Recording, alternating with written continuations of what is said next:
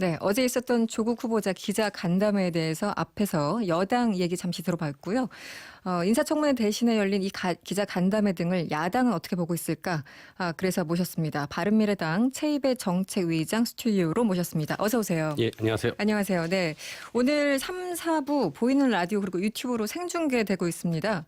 인터넷 라디오 미니 혹은 유튜브에 들어가셔서 세계는 그리고 우리는 이렇게 검색하시면 최이배 의원님의 모습을 한눈으로 확인을 할 수 있습니다. 지금 TV가 나오고 있네요.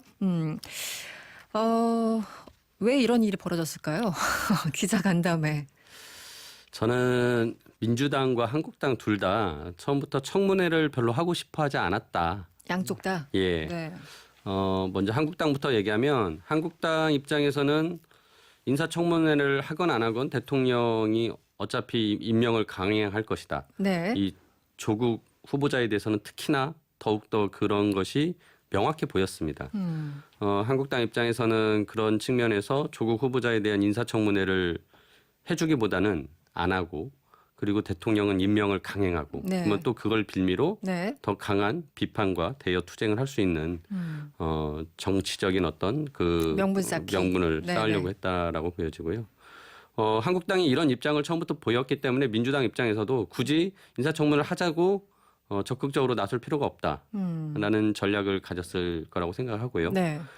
그게 지난번 29일 날 목요일 지난주에 법사위를 열었었는데 네. 그때 인사청문회 관련된 이제 그 안건을 처리해야 되는 상황이었습니다. 네. 그때 아침까지도 이제 그 가족 증인 채택에 대해서 서로 이제 합의가 안 돼 안 있는 됐죠. 상태였죠. 네네. 근데 지금까지 가족 증인이 채택이 안 된 적 꼭 안 되는 것도 아니었고 과거 몇 과거도 번의 몇 번의 사례는 사례도 있었어요. 있었고 네. 근데 유독 조국 후보자에 대해서는 가족은 절대 안 된다라는 민주당이 강하게 그것을 또 내세우고 특히나 날짜도 9월 2일을 반드시 엄수해야 된다. 네. 그걸 어기면 안 된다. 이렇게 했는데 솔직히 뭐 잘한 건 아니지만 국회가 지금까지 인사청문회 날짜 좀 법정 시한 지나서 한 적 많이 있거든요. 네. 여야 합의해가지고 네. 그러면은 충분히 할 수 있는데 이제 그런 건건을 민주당에서는 계속 좀 허들을 만들어서 그런 장애물을 넘지 못하게 계속 또 한국당과의 그 지루한 이제 정쟁 공방을 계속 가져갔던 거예요. 그래서 이제 29일 날 안건 그 증인 채택의 건을 가지고서 진짜 사상 유례 없는 사태가 이제 그 민주당이 안건 조정 심사에 그걸 붙인 거예요. 그러면 90일간 논의를 해야 되거든요. 네. 그러니까 결국 인사청문회를 할 생각이 없다라는 것을 저는 그때 민주당이 확실히 보여줬다고 생각합니다. 그래서 앞서 말씀드린 것처럼 한국당도 민주당도 인사청문회를 반드시 해야겠다라는 의지는 없었다라고 보여지고요. 하지만 둘 다 조국 후보자를 장관으로 했으면 둘 다 네. 바라는 것 같습니다. 그렇습니까? 양쪽 다. 네. 예. 그 조금 전에 홍익표 의원과 잠시 얘기를 나눠봤습니다만 지금 예. 대통령이 청와대가 인사청문 보고서를 6일까지 다시 예. 이제 보내달라 예. 재송부 요청을 했습니다. 그 안에라도 청문회를 열면 우리는 기다린다. 지금 여당에선 그런 반응을 그러니까 내보내고 그게 있거든요. 아침에는 네. 법사위를 열려고 했습니다. 여상규 법사위원장께서 네. 소집을 했고 그래서 간사들과 몇 명 의원들이 모였습니다. 그래서 네. 그 방에서 논의를 할 때만 해도 민주당 입장은 3일이 오늘 약속된 날이었고 오늘을 넘겨서는 안 된다라는 입장을 명확하게 밝히고 갔습니다. 네. 그래놓고 그 자리에서 이런 내용이 나왔습니다. 대통령이 좀 여유 있게 기한을 주면 우리가 인사청문회 할 수 있는 거 아니냐. 네. 지금이라도 증인 채택하고 자료 요청해서 제대로 한번 할 수도 있는 거 아니냐. 근데 송기영 간사가 그 자리에서 민주당 간사는 네. 안 된다라고 하고 갔습니다. 그래놓고 지금 대통령이 6일까지 이제 재송부 요청을 하니까 다시 마치 6일까지 여야가 합의하면 될 것 같이 또 그런 얘기를 하는 거예요. 그러니까 저는 이게 민주당하고 한국당이 계속 서로 인사청문회를 못하게 된 것에 대한 책임을 전가하기 위한 핑퐁 게임을 하고 있습니다. 네. 그래서 수순을 갖고 있다. 네. 그래서 한국당도 지금 상황에서는 또 이렇게 된 상황에서 받으면 되는데 안 받죠. 왜냐하면은 아니 증인 부르려면 5일은 필요한데 네. 어떻게 3일밖에 안 주냐. 그럼 결국 그건 안 하자는 뜻 아니냐. 이렇게 서로 해석하면서 네. 서로 이제 핑퐁을 치는 거죠. 그럼 오늘 오전 그 법사위 여상규 예. 의원이 소집한 법사위에서 야당 특히 자유한국당은 이제라도 하자라는 게 다음 주 월요일이나 화요일 하자는 건가요? 그였나요? 그렇죠. 5일 이상을 주면 제대로 절차를 밟아서 했으면 좋겠다라는 얘기도 있었고요. 네. 제가 처음 그걸 제안했습니다. 그렇게라도 정상화할 수 있도록 좀 대통령과 민주당에 우리가 강력히 요구하고 민주당도 대통령을 설득해봐라 네. 그랬는데 뭐 민주당은 아까 말씀드린 대로 3일 오늘 지키지 않으면 못한다라는 입장으로 자리를 떴고요. 네. 한국당에서도 지금 상황에선 인사청문회를 국민들이 이제 끝난 거 아니냐라고 판단하고 있는데 굳이 또 여기서 인사청문회를 다시 연다라는 게 무슨 의미가 있겠냐. 뭐 이런 입장도 좀 강경한 입장에선 나왔습니다. 네. 그러면서 뭐 한국당의 그 자리에 있는 의원님들도 의견 통일은 되지 않았었고요. 그래서 저는 솔직히 오늘 그런 얘기를 했습니다. 오늘 그냥 열자. 증인 오늘. 없이 자료 없이 열고 오늘 뭐 증인은 어차피 다 검찰 수사 중이기 때문에 나온들 검찰 수사 중이라 답변할 수 없습니다라고 하면 답변 못 듣는 거다. 네. 그러면 자료라도 인사청문회 하는 중에 요청을 하면 예를 들어서 오늘 밤새 해서 저희가 차수 변경하면 내일까지 이어질 수도 있거든요. 네. 그렇게 기술적으로 해가지고 내일이라도 자료를 좀 받아가지고 우리가 검증할 것들은 검증하면 되지 않겠냐라고 제안을 했는데 뭐 아까 말씀드린 대로 양쪽 다 안 할 핑계만 찾고 있어서 결국은 이루어지지 않는 것 같습니다. 그런데 사실 증인으로 가족을 채택하는 것은 뭐 여러 가지 있지만 정서적으로 많이 부담스러운 거 아닌가요? 그런데 오신환 원내대표도 가족 반드시 불러야 된다 처음에 이런 입장이었잖아요. 그래서 이제 네. 그것도 조금 한 발 뒤로 빠져서 어머니하고 딸은 네. 부르지 말자. 근데 그걸 너무 늦게 제안했잖아요. 나경원 근데 그게 대표가. 일요일 저희 일요일 제안을 했던 건데요. 그거를 또 나경원 대표는 어제 월요일 이제 받았던 그랬죠. 거고요. 네네. 근데 저는 그러함에도 불구하고 솔직히 하겠다라고 맘만 있으면 그 자리에서 민주당도 그거 수용하겠다라고 하면 할 수 있었던 거거든요. 근데 민주당이 제가 말씀드렸던 이제 29일 날 그 안건조정심사의 증인 채택건을 붙이면서 결국은 자기네가 이 그 인사청문회를 못하게 된 어떤 원인 제공자가 되니까 결국은 어떤 거랬냐면은 금요일 날 갑자기 법사위를 소집해서 네. 자기네들 7명끼리 와가지고 앉아있다 가고 월요일도 어제도 그렇게 한 거예요.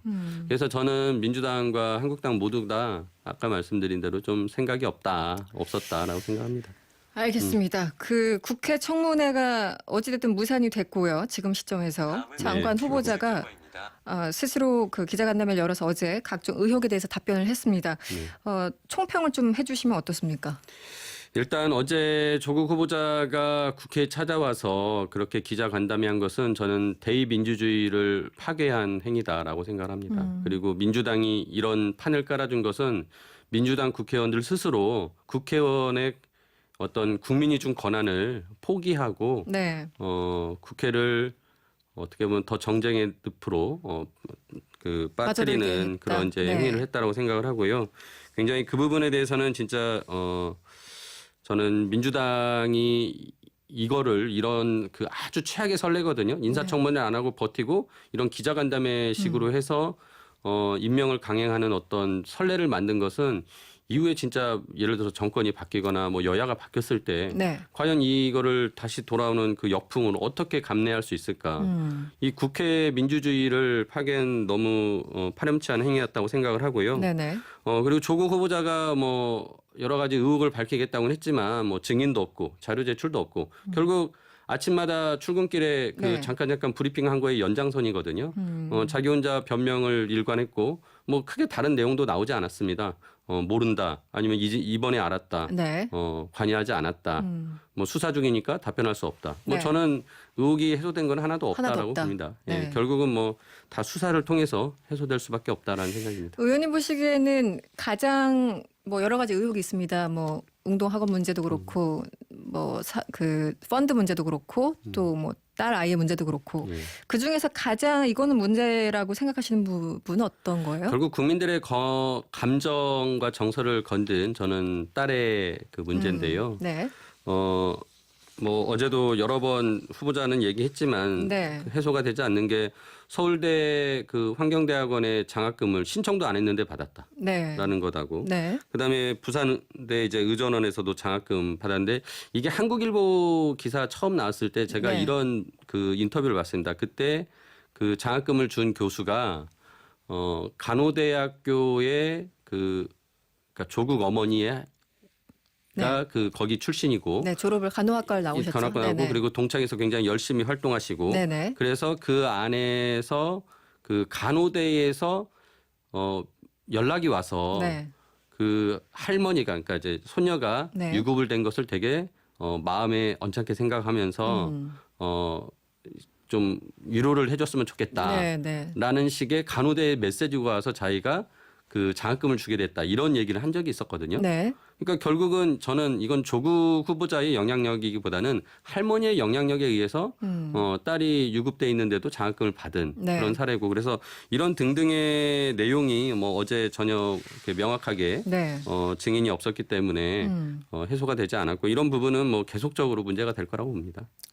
그러니까 그 부분은 어떻게 보면 오히려 조국 후보자가 직접적으로 뭐 전화를 걸어서 뭐 장학금을 내라 이런 게 아니고 예. 조국 후보자의 어머니와 그 장학금을 준 교수와의 어떤 그런 관계, 뭐 예. 학교랄까. 부산에서 학교 관계. 근데 이제 그런 부분이 관계라면 저는 조국 후보자가 그런 걸 또 사실 몰랐을 리가 없다는 거죠. 한 학기만 받은 것도 아니고 네. 3년 동안 내내 받았는데 그런 부분에 대해서 그게 적절하지 않고 떳떳하지 않다면 못 받게 했어야 되는데 조국 네. 후보자가 그런 부분에 대해서는 아마 알고도 그냥 넘어갔다면 그거는 도덕적으로 큰 문제라는 도덕적으로 생각이 문제다. 듭니다. 지금 바른미래당도 많이 화가 나 있는 것 같습니다. 지금 그 바른미래당이 그 어제 국회에서 기자간담회를 연 걸 가지고 김영란법 위반이다. 예. 고발키로 했어요. 고발했습니까? 아직 안 했습니까? 김영란법 위반으로 언급한 건 아니었고요. 네. 오신환 대표가 이제 국회의 어떤 그런 자산이나 또 그 비용을 기자간담회에 사용된다면 이것은 이제 부적절하다. 그리고 네. 직권남용으로 볼 수 있기 때문에 네. 뭐 고발도 하겠다라는 이제 그런 언급을 했던 건데요. 네. 뭐 어제 그런 내용은 없었기 때문에 뭐 고발 조치할 일은 아니고요. 네. 다만 그 대관한 것에 대해서 그러니까 그 국회 본청에 있는 그 회의실을 네. 민주당이 의원총회를 하겠다고 처음에 예약을 해가지고 대관을 해놓고는 그 용도에 쓰지 않은 것은 국회 사무처의 어떤 규정 위반이라고 네. 오늘 이제 그 확인이 됐습니다. 그래서 네네. 그런 부분은 국회 내부에서 처리할 문제지 뭐 고발까지 갈 사안은 아닌 것 같습니다. 그러니까 일부 기사에서는 조 후보자가 이해찬 대표에게 부정한 청탁을 하고 이 대표는 청탁을 들어줬다 뭐 이런 논리로. 그러니까 이제 네. 원래 그래서 좀 국회가 되게 이거는 엄격합니다. 네. 그 회의실 같은 거를 대관해 줄 때 그 네. 말씀하신 것처럼 이제 청탁이 될 수도 있어서 그 부정청탁 금지법에 적용된다고 국회에서 엄격히 해석하고 조심하라라고 네. 여러 차례 의원실에 이제 그 유의사항을 내린 바도 있었습니다. 이것도 청탁의 영역에 포함되는 거군요. 전 약간 좀 억지스럽다는 생각이 들어서 여쭤봤던 건데 그럼 엄격하게 적용하자라는 그 공감대가 있군요. 네. 그 오신환 원내대표 얘기했으니 이것도 여쭤볼게요. 문재인 대통령 포함해서 관계자 전원을 직권 남용 혐의로 검찰에 고발하기로 했다. 이거는 이게 어떻게 아까 전에 그 방금 말씀드린 그 이제 국회의 어떤 비용이나 이런 것들을 사용하게 된다면 네네. 그거는 이제 제대로 그 국회 적정하게 사용할 자금이 아니기 때문에 그런 데 사용되면 안 된다. 그리고 그렇게 했다면은 뭐 고발도 하겠다. 이렇게 이제 얘기했던 부분입니다. 진짜 고발할까요? 근데 뭐 그러니까 아까 말씀드린 대로 뭐 네. 크게 문제는 없는 것 같습니다. 문제는 지금 없어요. 상황에서. 네, 알겠습니다.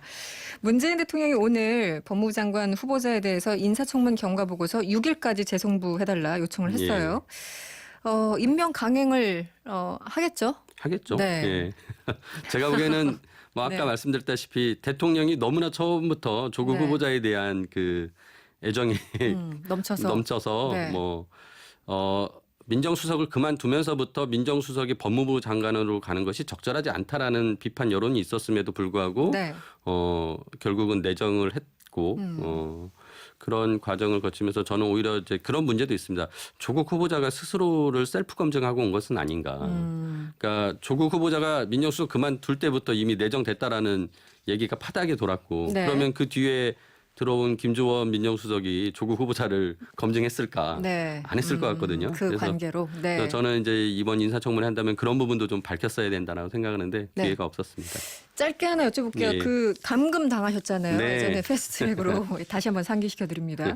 자유한국당 의원들이 경찰 수사에 계속 불응하고 있어요. 예. 어떻게 보세요? 당연히 법을 지켜야 되는 국회의원으로서 네. 수사에 응해야 된다고 생각을 하고요. 네.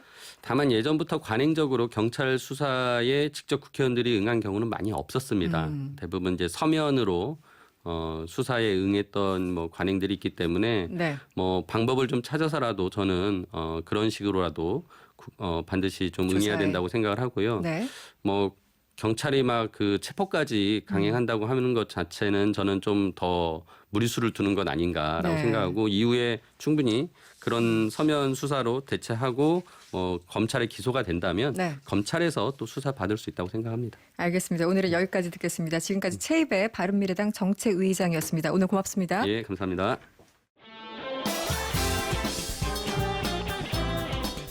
여러분의 퇴근길을 꽉 채워드립니다. 평일 저녁 6시 5분 이승원의 세계는 그리고 우리는